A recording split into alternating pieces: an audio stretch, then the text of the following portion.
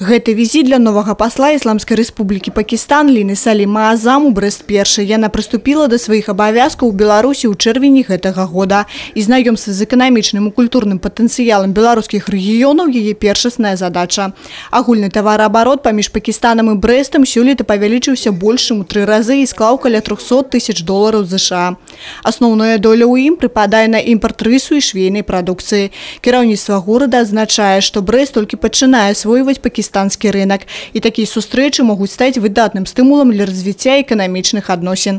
Супрацоўніцтва ў сферы швейнай прамысловасці на ўзроўні гарадоў прыярытэтны напрамак, падкрэслівае Александр Рагачук. Реально, если бы мы нашли бы город, где структура легкой промышленности соответствовала бы задачам корового комбината, чулочного нашего комбината, наших швейных многочисленных производств. Это было бы очень интересно и могло бы стать вот это побратимство тем фундаментом для взаимоотношений именно в этой отрасли легкой промышленности и производства ковров. Вот эта тема очень интересная. Такую прапанову спадарыня Ліна Саліма Азам падтрымала і абяцала са свайго боку усяляк паспрыяць наладжванню кантактаў паміж Брэстам і пакістанскімі гарадамі.